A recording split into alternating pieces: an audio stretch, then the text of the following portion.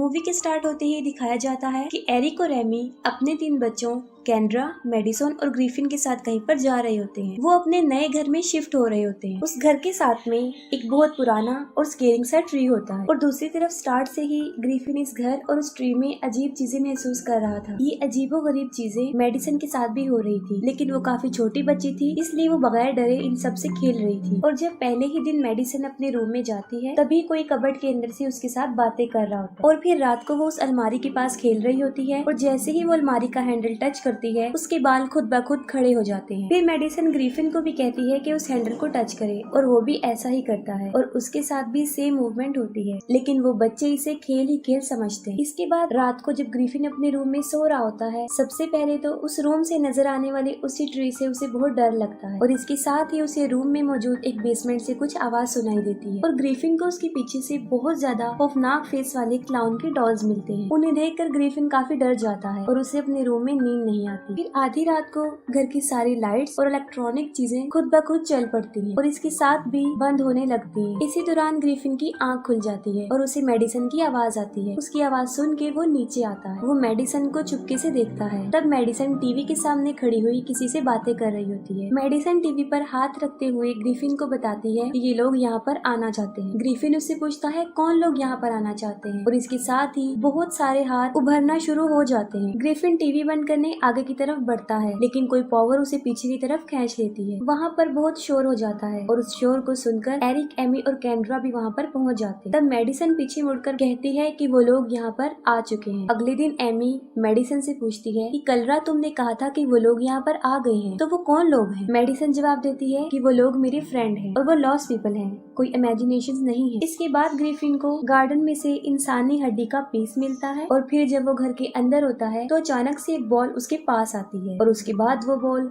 खुद ब खुद मूव करती हुई मेडिसन की अलमारी के पास चली जाती है। इसे देखकर ग्रिफिन काफी डर जाता है और वहाँ से भागने की कोशिश करता है। तब कोई बहुत ज्यादा बुक्स की मदद से उसके रास्ते को ब्लॉक कर देता है और अचानक से रास्ता खुल भी जाता है। ग्रिफिन काफी डर जाता है और वो एरिक और एमी को ये बात बताने की काफी कोशिश करता है, लेकिन कोई भी उसकी बात नहीं सुनता क्योंकि उस वक्त सबका ध्यान एरिक के लाए हुए प्रेजेंट्स पर था। रात को एरिक और एमी अपने फ्रेंड्स के घर डिनर के लिए जाते हैं और घर में केंड्रा, ग्रिफिन और मेडिसन अकेले ही होते हैं। जिनके घर वो डिनर करने जाते हैं वहाँ उन्हें पता चलता है कि उनका घर कब्रिस्तान के ऊपर बनाया गया है। दूसरी तरफ घर में बच्चों के साथ खौफनाक चीजें होना शुरू हो जाती हैं। केंड्रा के नए मोबाइल में अजीब किस्म की आवाज आना शुरू हो जाती है और मोबाइल की स्क्रीन पर अचानक से सिग्नल आना शुरू हो जाते हैं। केंड्रा को हड्डियों वाला खौफनाक सा गोश्त नजर आता है और जब वो वहाँ से भागने की कोशिश करती है तब जमीन से एक हाथ निकलता है और केंड्रा का पाँव पकड़ लेता है। केंड्रा मदद के लिए किसी को बुला रही होती है और साथ ही दरवाजा बंद हो जाता है। उधर ग्रिफिन के रूम में सारे डॉल्स खुद ब खुद मूव करने लगते हैं और उनमें से सबसे ज्यादा खतरनाक नजर आने वाला क्लाउन ग्रिफिन पर हमला कर देता है।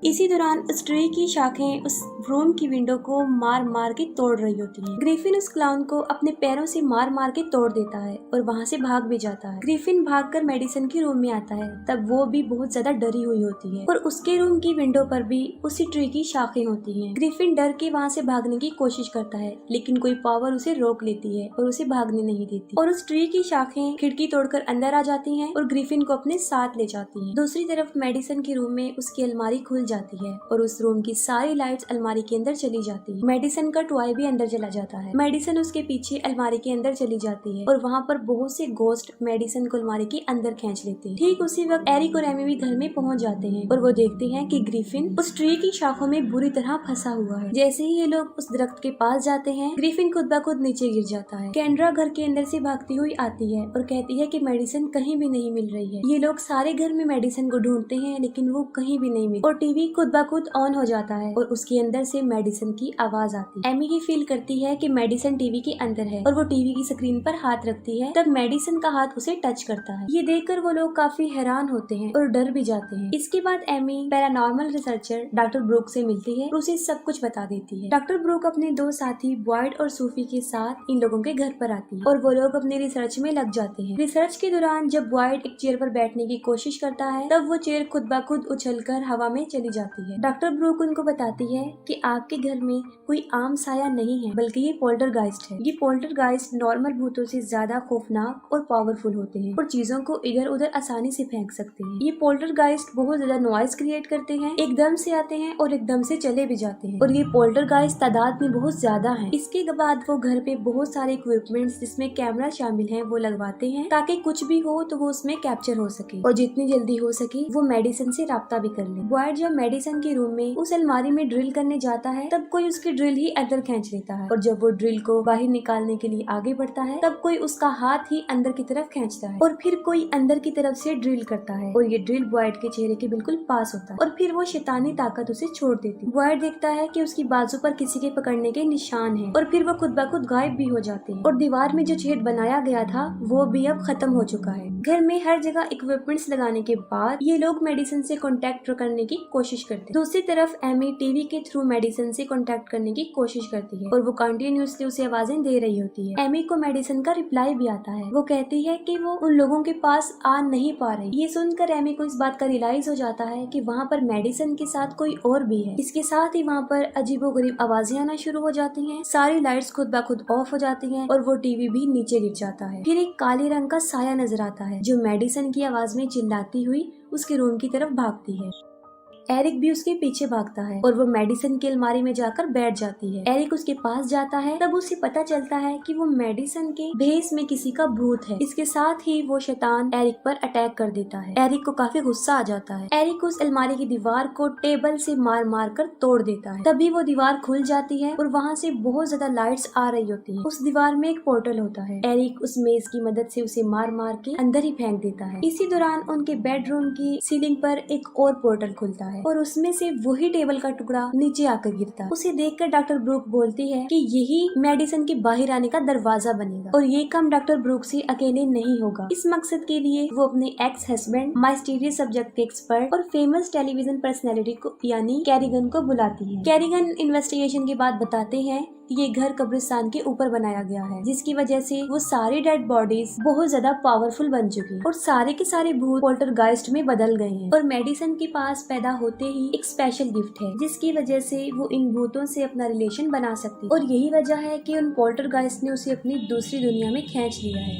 इसके बाद बॉयड मेडिसन की अलमारी की दीवार को एक रस्सी से बांधकर उस खुले हुए पोर्टल में डाल देता है और जैसे एरिक का उस पोर्टल में फेंका गया टेबल उस दूसरे पोर्टल से बाहर आ गया था, इसी तरह वो रस्सी भी दूसरे पोर्टल की मदद से बाहर आ गई और यहाँ कैरिगन की ये ट्रिक कामयाब हो गई थी क्योंकि अब रस्सी का एक हिस्सा मेडिसन के रूम में बना हुआ उस पोर्टल में था और दूसरा हिस्सा जो उनके लिविंग रूम में पोर्टल था वहाँ पर आ गया। बॉयड सबको एक ट्रैकर देता है ताकि सबको ट्रैक किया जा सके। इसके बाद कैरिगन ग्रिफिन के इलेक्ट्रिक टॉय को उस पोर्टल के अंदर भेजता है जिसमें कैमरा भी लगा होता है और जब वो टॉय अंदर जाता है तो वहाँ पर बहुत सारे भूत आसानी से नजर आ जाते हैं। फिर वो ड्रोन उन भूतों में से गुजरता हुआ मेडिसन के पास जाता है और वो ड्रोन के जरिए मेडिसन से कांटेक्ट करते हैं। मेडिसन उन लोगों से बात भी करती है। अभी वो मेडिसन को पोर्टल से बाहर आने का रास्ता बता ही रहे होते हैं तभी वहाँ पर 3 भूत आ जाते हैं और मेडिसन को खींच के ले जाते हैं और फिर वो ड्रोन गिर जाता है। फिर कैरिगन ये डिसाइड करते हैं कि वो रस्सी की मदद से अंदर जाएंगे और मेडिसन को बाहर निकाल के लाएंगे,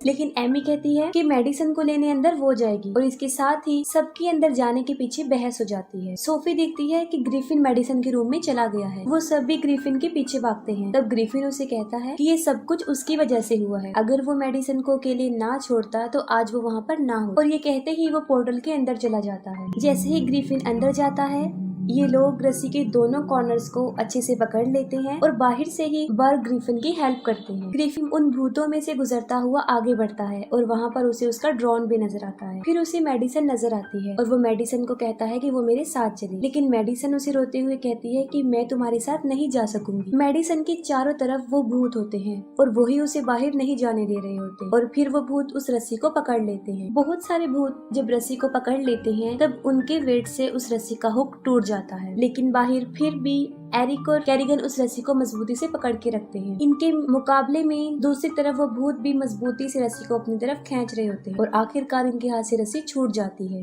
तभी अचानक से ग्रिफिन की नजर उस रस्सी की तरफ पड़ती है जो उन्हें बाहर निकलने में हेल्प करेगी। ग्रिफिन जल्दी से मेडिसन का हाथ पकड़ता है और एग्जिट वाले पोर्टल की रस्सी को पकड़ लेता है। वो भूत इन लोगों को रोकने की बहुत कोशिश करते हैं और एग्जिट वाले पोर्टल से पहले एक रस्सी बाहर आती है और उसके साथ ही ग्रिफिन और मेडिसन भी बाहर आ जाते हैं। दोनों बच्चे बेहोश हुए होते हैं और एरिक और एमी उन्हें होश में लाने की बहुत कोशिश करते हैं। फिर वो लोग होश में आ जाते हैं। उन्हें सही सलामत देखकर सब लोग बहुत खुश हो जाते हैं। ग्रिफिन को उसकी बहादुरी की वजह से वो लोग अप्रिशिएट करते हैं। वो लोग उस घर को छोड़कर यहाँ से जा रहे होते हैं। तभी मेडिसन उन्हें बताती है कि अभी तक भूत इस घर में मौजूद। वो लोग गाड़ी को जल्दी से वहाँ से भगाने की कोशिश करते हैं। तभी ये भूत उनकी गाड़ी को अंदर की तरफ खींच लेते हैं। कार दीवार को तोड़ते हुए अंदर चली जाती है और वो भूत मेडिसन को दोबारा से अंदर आने वाले पोर्टल की तरफ खींच लेते हैं और दूसरी तरफ सारे लोग मेडिसन को बचाने में लगे होते हैं। कैरिगन ये समझ जाते हैं कि ये भूत इनका इतनी आसानी से पीछा नहीं छोड़ेंगे। उन्हें यहाँ से छुटकारा हासिल करने के लिए मेडिसन की हेल्प चाहिए। फिर वो सारे भूत पोर्टल से बाहर आते हैं और मेडिसन को अंदर खींच के ले जा रहे होते हैं। कैरिगन उन्हें हुक्म देते हैं कि वो अंदर चले जाएं और वो अंदर चले जाते हैं। कैरिगन खुद उस पोर्टल में उतर जाते हैं क्योंकि वो जानते थे कि मेडिसन के अलावा एक वही वाहिद शख्स है जो उनकी फैमिली को बचा सकते हैं। इसके साथ ही एरिक और उसकी फैमिली वहाँ से भागने की कोशिश करते हैं। तभी उनके गार्डन में बहुत सारी डेड बॉडीज और हड्डियों वाले मुर्दे बाहर आते हैं और उन्हें रोकने की बहुत कोशिश करते हैं। वो लोग सूफी की कार में बैठकर वहाँ से भाग जाते हैं। वो लोग देखते हैं कि घर में बहुत बड़ा ब्लास्ट हुआ है और उसकी छत से एक बहुत बड़ी रोशनी निकल के बाहर आई है जो आसमान की तरफ जा रही है। ये लोग फौरन समझ जाते हैं कि बर्ग ने उनकी हेल्प कर दी है और उस जगह को पोल्टरगाइस्ट से आजाद कर दिया है। दूसरी तरफ डॉक्टर ब्रूक अपनी साथियों की हेल्प से जीपीएस के थ्रू कैरिगन को घर में ढूंढ रही होती है। पहले तो उन्हें बर्ग कहीं भी नहीं मिलती, फिर उन्हें जीपीएस ट्रैकर में बर्ग के होने का सबूत मिल जाता है। फिर दिखाया जाता है कि एरिक की फैमिली फिर एक नए घर में शिफ्ट हो रहे हैं और उस घर के साथ में भी एक अजीब किस्म का दरख्त होता है। जैसे ही ये उस दरख्त को देखते हैं वहाँ से भाग जाते हैं और फिर दिखाया जाता है कि कैरिगन और ब्रूक अपने ड्रामा शो फिर से स्टार्ट कर देते हैं, जिसका मतलब ये है कि बर्ग वहाँ से सही सलामत वापस आ गए थे और कैरिगन और डॉक्टर ब्रूक दोबारा से मिल जाते हैं। ये मूवी का लास्ट सीन होता है और इसके साथ ही मूवी एंड हो जाती है।